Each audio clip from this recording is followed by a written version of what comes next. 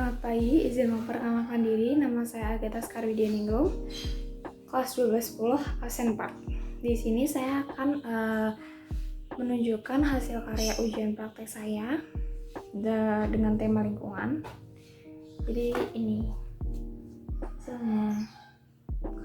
Jadi ini tuh alirannya tuh aliran surrealisme. Arti dari aliran surrealisme sendiri adalah gerakan budaya yang bermula pada pertengahan tahun 1920-an. Surrealisme merupakan seni dan penulisan yang paling banyak dikenal.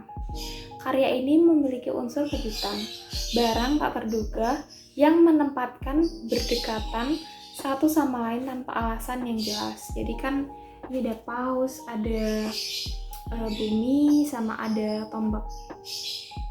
Ya, itu kayak aliran yang unik gitu.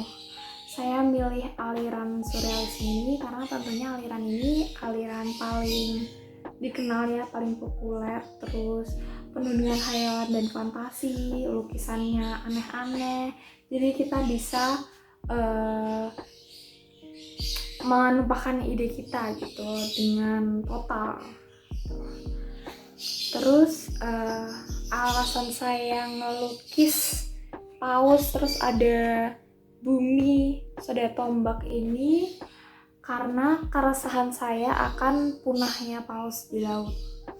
Jadi baru-baru ini tuh ditemukan bangkai paus sirip besar di pantai selatan Italia tanggal 7 Januari 2021. Bangkainya itu sepanjang 20 meter dan beratnya itu 77 ton.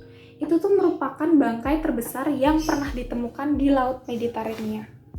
Bahkan paus sperma itu terus diburu di sana, jadi hampir punah, hampir punah gitu belakangan ini. Terus berita kematian paus ini bikin berang aktivis lingkungan. Aktivis lingkungan itu merasa kayak perlu melindungi paus-paus ini, terutama paus-paus yang mau punah. Itu paus sperma, paus pembunuh itu mau punah. Kenapa sih kita harus ngelindungin paus? Kalian tau gak sih kalau paus itu ternyata berjasa untuk mendinginkan bumi? Jadi studi yang dilakukan oleh Andrew Persing mendapati bahwa paus bisa menyerap karbon dioksida dan membawanya ke kedalaman laut. Jumlah karbon yang diserapnya itu gak sedikit, bahkan mencapai 33 ton. Itu tuh lebih besar dibanding jumlah yang diserap pohon, 22 kg per tahun.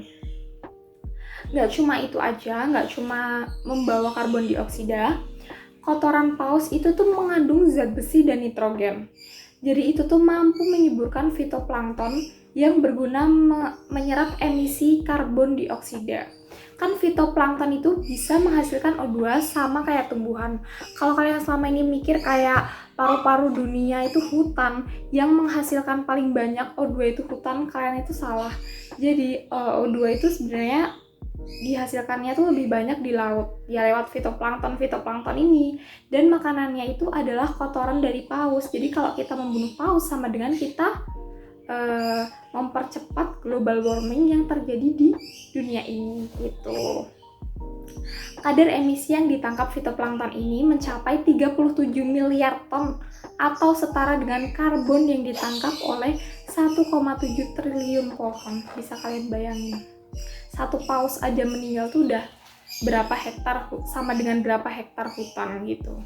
Karena itu, kematian paus akibat pemburuan sama saja dengan membuat penyerapan karbon di bumi berkurang. Perburuan paus merupakan tragedi yang telah menghilangkan pompa karbon organik yang sangat besar di laut, yang sangat berpengaruh terhadap penggandaan produktivitas fitoplankton dan kemampuan laut menyerap karbon. Nah, karena itu aku bikin ini. Jadi ini tuh ceritanya tuh pausnya itu melindungi bumi gitu dari global warming, tapi kita tuh tetap memburu paus dengan adanya tombak-tombak itu. Jadi keseimbangan, ini ibaratnya tuh keseimbangan alam semesta tuh jadi terganggu gitu. Ini ada bercak-bercak merahnya juga gitu, tandanya mereka tuh udah berusaha sekuat tenaga melindungi bumi gitu. Jadi ayo kita dukung gerakan melestarikan paus. Sekian dari saya, kurang lebihnya mohon maaf. Terima kasih.